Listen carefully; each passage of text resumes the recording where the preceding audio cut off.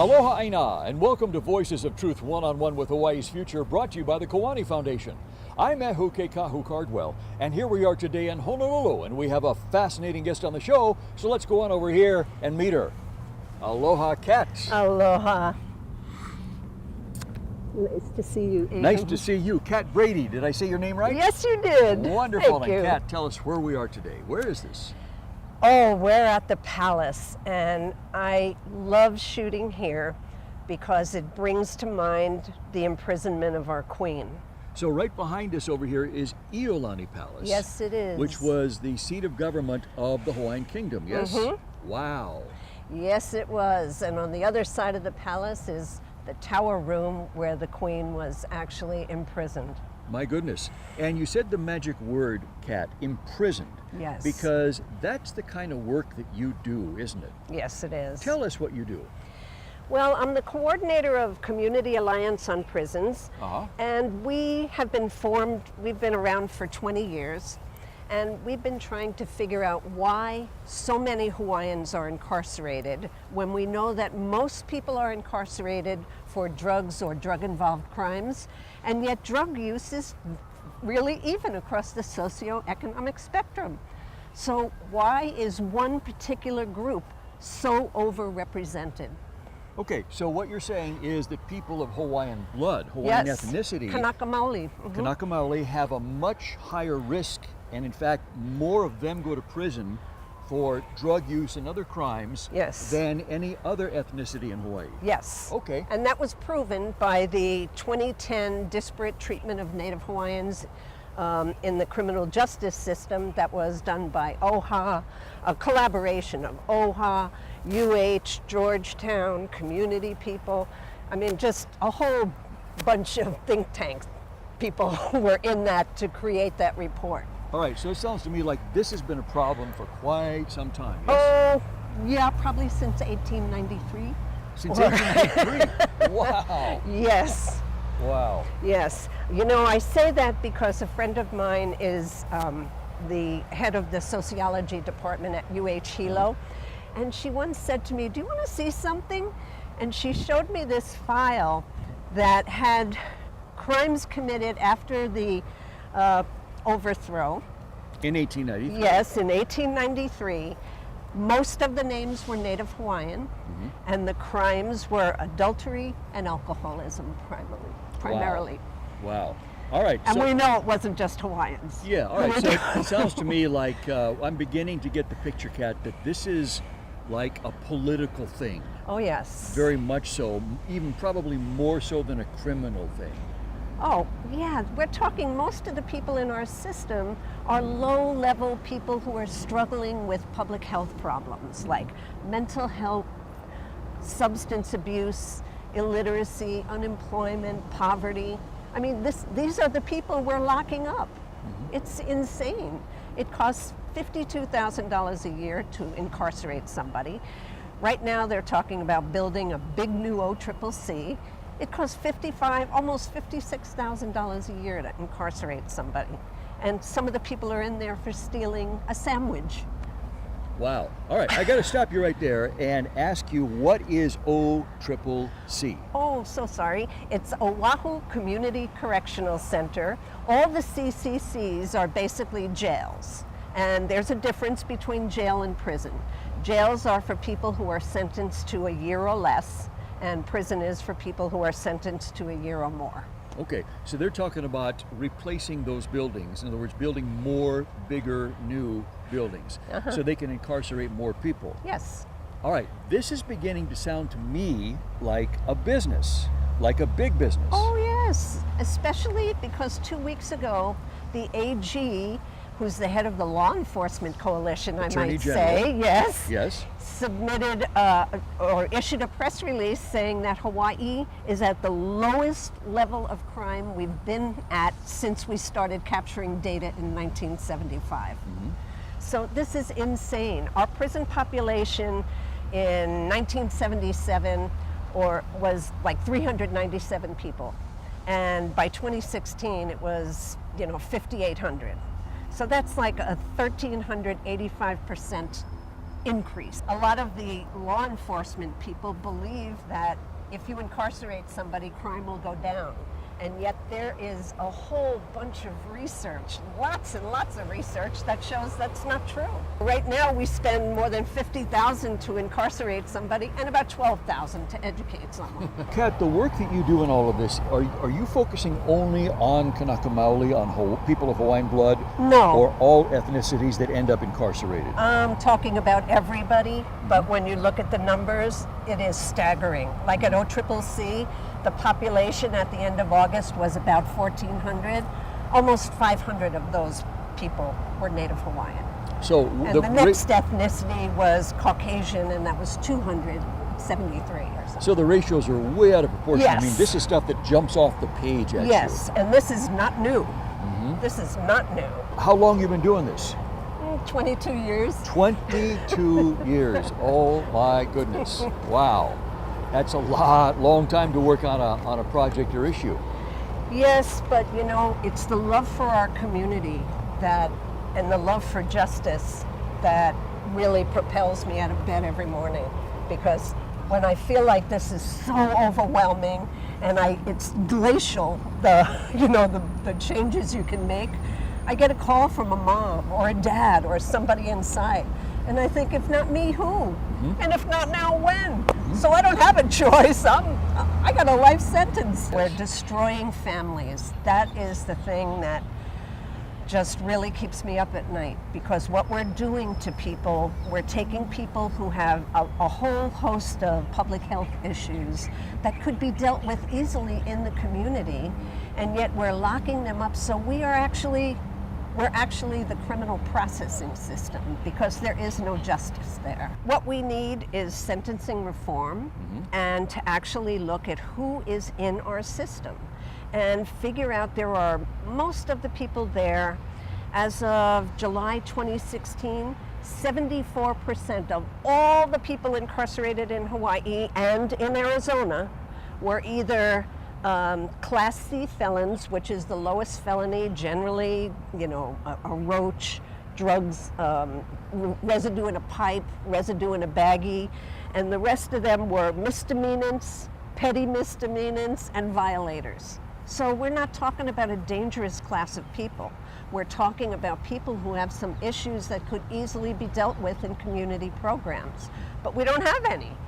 So if we took that money that we use for incarceration, and this is what justice reinvestment was all about, and you move it to things that are more effective, that are more compassionate, more humane, you actually build a healthier, more just society. Hawaii does in fact export some of their prisoners, most of which are Hawaiian by blood, Yes. to prisons in Arizona. To one specific private prison that's owned by Corrections Corporation of America, who now have changed their name to Core Civic.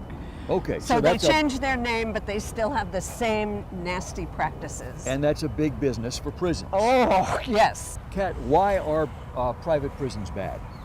Well, first of all, when you make justice an economic issue, that's a problem. Gotcha. Because then you don't ever think about the people. You only think about the money. And, the guys know that. They actually have sent me pictures of, a drawing of a guy with a dollar sign on his body. They know. They know that they're dollars. And how do you think that makes them feel? And what's really egregious is the prison in Arizona is a medium security prison. We have 255 guys there as of July 2017 who are either community or minimum custody. And that means that they could be in the community with little to no supervision. Wow. So why did Hawaii send their prisoners over there? They had no more room here? What's the excuse they give? Well, this all kind of happened after the consent decree, when ACLU sued the state American because Civil of, Liberties Union. Yes, for overcrowding. Prisons here. Yes. It's really heartbreaking that we don't consider that people come from families. Families live in neighborhoods. Neighborhoods are in community. That we insists that incarceration is about that one person. It is never about one person. It's about their families, which is why in almost every prison we have people related to each other. And it's not just people who are incarcerated. A lot of, ACOs are related to people who are in prison, adult correctional officers. So you're saying the guards and the prisoners are actually related? Yes, many. Wow. It is so heartbreaking when you go in, and then to see the number of mentally ill people, it's outrageous. So in Arizona, they have, 255 guys who should not be in a medium security prison because that is against all correctional best practices. You don't do that. That increases somebody's criminologic thinking. And all the research, it shows that. So when I think about those guys there who should actually be home, you got to say, what are we doing? We're breaking correctional best practices, and then we're banishing people from their families. Then they're supposed to come back 1 year, before release. That is not true, because I've gotten calls from guys at the end of February saying I'm on the next flight back, and then middle of March, they're out. And some of these people have been in like 10 years. Oh my goodness. So when you are so far away from home and so far disconnected from the community, it's shock and awe. After we break their spirits, then we lock them up so they get more broken, and then we send them into the community and we go, what's wrong with them? And I'm saying, no, what's wrong with you? You've created this. We have no political will to change the system. And why is that? Because people think that the tough on crime thing is going to get them elected. And unless we have legislators who actually enter the legislature to really enhance the community, to build the community, we're going to constantly have people who only work on their re-elections. And that's why policy is actually made in 2 and 4 year increments. The House changes every 2 years and the Senate every 4 years. That is, to me, you don't run for office for a job. You run for office because you love your community and you want to help the community. I can say that there's not that many people in that big square building that actually, I think, have a real heart for the community. When it comes to prisons, it's, they're bad. Is it possible to build such a thing as a good and decent jail or prison? Well, I've been meeting with architects and reading a lot of studies on how you actually build facilities that help people who are suffering from a variety of public health issues. Okay. And the first thing they say is, you need sunlight. You need light. And unfortunately, the state has this, burning desire to rebuild something like the Federal Detention Center at the airport, which is this big building, little slits for windows, hardly any light. I don't even know if the people there actually get out to do any exercise. So that kind of building is what promotes anger, bitterness, isolation, all the things that we don't want to promote. So the architects are saying there is a way that you deal with people who have public health problems. Sunlight is one way. Color is another way. It's how you situate the rooms, and it's how you create a campus that has an outdoor with grass and trees so that they're connected to nature, especially for Native Hawaiians. Like in Arizona, it's in the middle of the desert. It is so foreign. And some of the guys sent me this beautiful painting they did, and it was Hawaii. And I just spoke in Aotearoa at a conference, and I brought that with me. In New Zealand? Yes. Yeah. That painting. And the Maori were amazed. And I said, I'm showing you this to show you that you can move somebody to the moon. You never take Hawaii out of their heart, ever. And that is the thing that keeps them going. So why we disconnect people when we know that's not going to have a positive outcome is puzzling to me. Sure, of course it is. So what you're telling me, Kat, is that people not only know how to build a much better facility, but I'm going to guess that those things have actually been built somewhere, yes? Oh, yes. Where? Yes. Well, there's, they showed some things they've done in, I think it was Las Vegas was one area. I don't remember the other ones, Okay. but it was all about, you don't focus on the building. You focus on what the purpose of the building is for.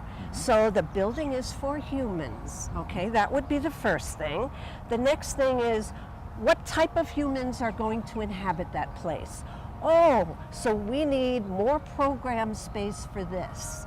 And we need a computer lab so that when people come out, they actually aren't so shocked that people don't use cash. Everything is with a card. You know, cell phones are this big and they're more powerful than mainframe computers. So it's these kinds of things. The digital divide is immense. And that is really scary for people coming out who have no skills. You know, what are they going to do? So unless we actually use that time to rehabilitate, to help somebody, figure out, everybody comes from somewhere. What is it you know how to do? I'm a carver, I'm a wood carver. You know, great, let's figure out how we can connect you with a woodworking firm. You know, there are things that we can do that are not that difficult. But probably, when I mentioned Carver, the saddest thing I heard was a Hawaiian man who came up to me and he said, you know, my friend just asked me, where are all the master carvers? And I had to tell him, they're inside. They're all locked up. They're in prison. So yes, so this is what we're doing to the culture. We're capturing people who are essential to people so that people understand who they are and what their traditions are. We're taking those people out of the community. And then we're blaming people when they come out. You know, why are you acting like this? Well, they're acting the way you taught them. Why aren't we doing something positive? The people in there, I have met some of the most incredible people inside. And it just, people who have changed my life. Wow. Kat, what do you think it's going to take to get something like that built here in Hawaii, or do you think it's even possible? Well, it's going to take a huge community push to say, no, we don't want the federal detention center. No, we want to stop locking up people who, you know, commit minor violations or misdemeanors. We want a humane and compassionate system. That's what we want, and we're going to push for that. Families are afraid to speak up for their loved ones because they know retaliation is real. Wow. And several guys have told me that some of the wardens in Saguaro said, I have your records, I know where your family lives. This is the stuff that keeps me up at night. Okay, all right, so Kat, you've been at this 22 years. How did you get started in this? Actually, I've been in Hawaii a little more than 30 years. And I used to run Screen Actors Guild in New York. And I got involved my last 5 years there with actors who had been incarcerated and wanted, I don't know, somehow my name got out on the street and all these people started coming to me saying they're trying to get back in the business. So we had set up a little studio and we You mean like an actor studio? yeah, and Okay. I would stay at night and do audition tapes for them. Really? Really? Yeah. Okay. And so that's how you got started. Yes, In because New York? yes, And so then you moved to Hawaii. yes. And so how did you continue that Well, over here? I started working, volunteering, teaching adults to read and write in the houseless village of Haleiwa. Really? And got to know a lot of Hawaiian families, just beautiful people. And I started out as an environmentalist here, and I started realizing that the state was spending all sorts of money on things that didn't help the environment and it didn't help people. And I was trying to figure out what was going on.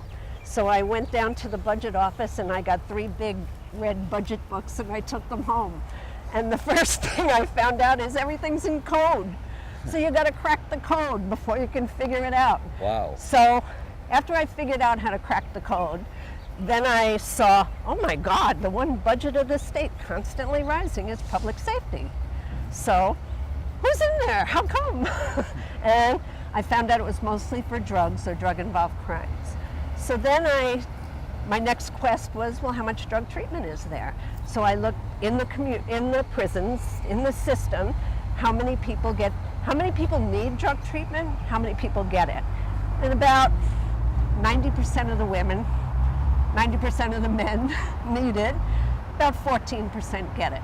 14%? While you're in prison. It's easier Wow. to get drugs than treatment in prison. Wow. So then I went to the community and started talking to different service providers in the community. And I was told, wow, you know what? There's 50% of the beds we had 10 or 15 years ago, and 200% of the problem. That's when ICE was becoming really popular. And I thought, that seems like a plan. A devious plan. Yes, because you know people have problems, so you remove the thing that could help them, and then you have a place for them to live. But it's called jail or prison, which is not exactly what is the best thing for people who are suffering. Wow. You know, again, I got to say, it just seems so incongruous that this is the land of Aloha, Yes. and yet there is no Aloha. No. How could there be aloha when we incarcerate people who have mental health, substance abuse problems, all these public health problems? They're struggling to survive. How does that help them? To just push them further down the debt spiral. It just is so heartbreaking to me, what we're doing, and it's so unnecessary.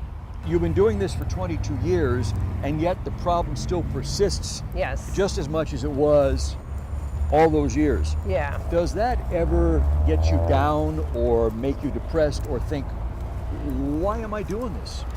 Are you making a difference? Well, you know, the progress is glacial. Okay.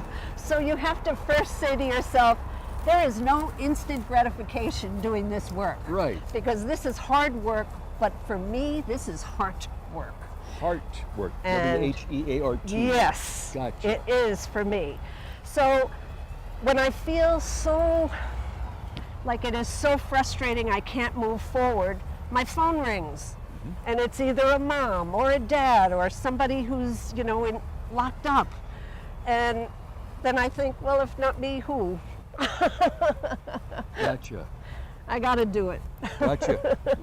How can this be broken here in Hawaii? What's the breakthrough that needs to occur to where things can start to move forward at least more than A massive community push, massive community push that would be akin to when the van cams was, a bill was going through the legislature many years ago about van cams where they were taking pictures of people who were going through red lights. Oh, the legislature was packed. We need to do that to stop mass incarceration. We need a mass rally to just say, we're watching, you guys are up for re-election in 2018, we're remembering this. Good, so you got plans to do that? Oh yeah. Great. You know, Kat, Voices of Truth One-on-One with Hawaii's Future airs throughout Hawaii, but it also airs In around the the world. world. Yes, and so probably right now, there's somebody on the other side of the world, literally the other side of the world, watching you and me right now, and they may have a relative incarcerated in a country that really doesn't treat their people well at all, and they've practically given up hope. What would you say to them? Never, never, never quit. That when people you love are inside, you are the lifeline. You could be that one person that actually lends a hand and pulls somebody back. So everybody has something they can do. And that's what I tell everybody. Everybody can do one thing. And the first thing you gotta do is you gotta care. Wow. And you gotta love your community. And you're somebody who has actually witnessed somebody pulling somebody back. Oh, Yes. yes. Wow. And I can say that, I've helped several people personally just because it's so unjust. You know, Kat, that's where we got to leave it. Don't stop. Keep doing what you're doing. Don't give up hope. You're making a difference. Keep it up. Thank you. And mahalo to you for being on Voices of Truth with us today. My pleasure. Mahalo to our viewers for joining Kat and me here at Iolani Palace. Remember, you can watch us on the web 24/7 on voicesoftruth.tv.com, and you can like Voices of Truth One-on-One with Hawaii's Future on Facebook. I'm Ehuke Kahu Cardwell for the Kiwani Foundation, along with Kat Brady here. And until next time, Aloha.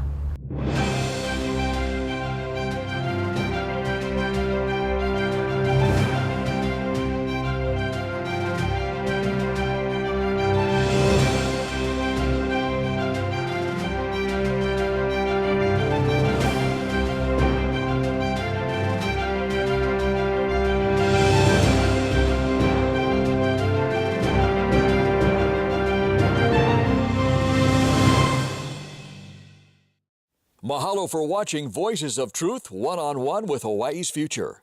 Watch us on the web 24/7 at voicesoftruth.tv.com. You'll find all our shows, including this one, in case you want to see it again or share it with family and friends. Also view our weekly video commentaries at freehawaiitv.com. And check out our blog, published daily, at freehawaii.info. It's all part of the Free Hawaii Broadcasting Network.